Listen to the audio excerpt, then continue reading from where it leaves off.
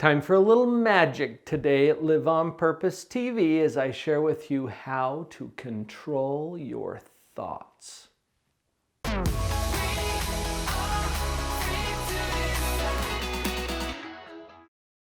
Honestly, I don't know if you can control your thoughts. Let's do a little test. Let's just try this out. Play along with me.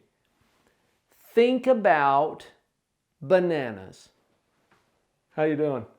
You got it? Can you think of bananas? Color, texture, taste, what they look like, what they feel like. You got it? You going bananas here? Not too hard. Awesome. Okay, step 2. Do not think about grapefruit. Don't think about grapefruit. You know, the round ones that are sour and they kind of squirt you in the eye when you stick a spoon in them. Do not think about grapefruit. How you doing? Oh, you're thinking about grapefruit, aren't you? I told you not to. What's wrong? Well, can you control your thoughts? Notice it's not too hard to intentionally think about something on purpose. It's really hard to intentionally not think about something on purpose. And there are so many triggers in our environment. I can be driving down the freeway in my car and suddenly I'm thinking about home mortgage rates. Why? Because I saw the billboard. I wasn't thinking about home mortgages at the time, but then I see the billboard and it triggers the thought for me. Have you noticed that this happens a lot? Things will trigger your thoughts. And you don't always get to control those thoughts. But there's some hope. I learned something as I was reading a book by Eckhart Tolle. It's called The Power of Now. Highly recommend it, by the way. Put it on your reading list. In this book, Eckhart Tolle shares an experience that he had. I believe he was in his 20s when he went through a period of suicidal depression. And during this time, he had a thought. And the thought was, I hate myself. I hate myself. Okay, not an uncommon thought for people who are experiencing suicidal depression. But then he had a second thought that saved his life. And the second thought was, wait a minute.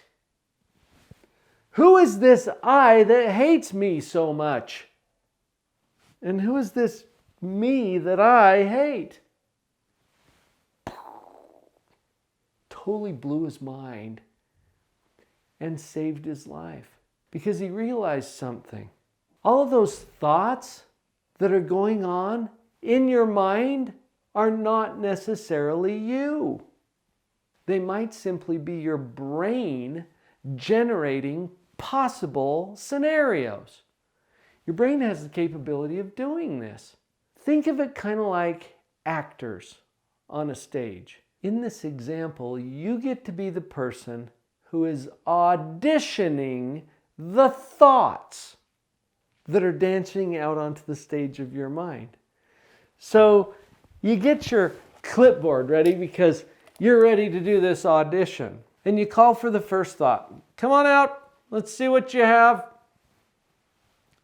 That thought dances out onto the stage of your mind. Now you're taking notes. You're going to do some scoring maybe and some determining of which thoughts get to make the cut and be cast into whatever play is going on in your mind. So the first thought dances out there and says something like this. I hate myself.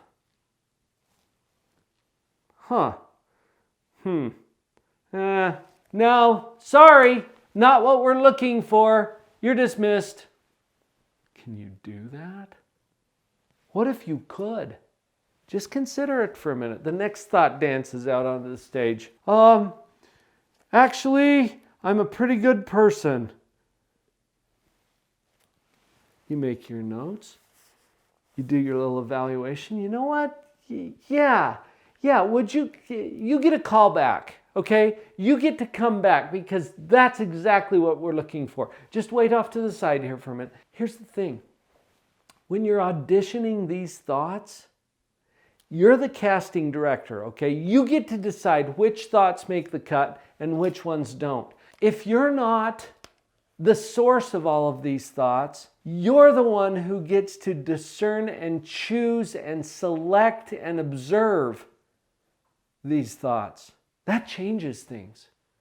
We're not trying to control who shows up on our stage. We're simply deciding which ones we're going to give some space, some room, some of our precious life energy. Because you know what? If you cast that guy, if you cast that thought that's saying, I hate myself, guess what? He's going to call all of his buddies off stage and he's going to say, hey, she's casting us here. Come on out. And the next one dances out and says, yeah, not only that, you're fat and ugly. And not only that, your mama dresses you funny. And nobody likes you. And it just cascades from there. You've had the experience. So I think what I'm suggesting with the clipboard, you get to be the casting director. Audition these thoughts very carefully. And I've got a few screening questions that I want to share with you because I think this might help. As the casting director, here's your first screening question. For any thought that dances out onto the stage of your mind, is this true? Is this true? Okay, but what about that thought that says, I hate myself? Pause, wait a minute, got to screen that. Is this true? You know what saved Eckhart Tolle's life is the realization that it can't be true.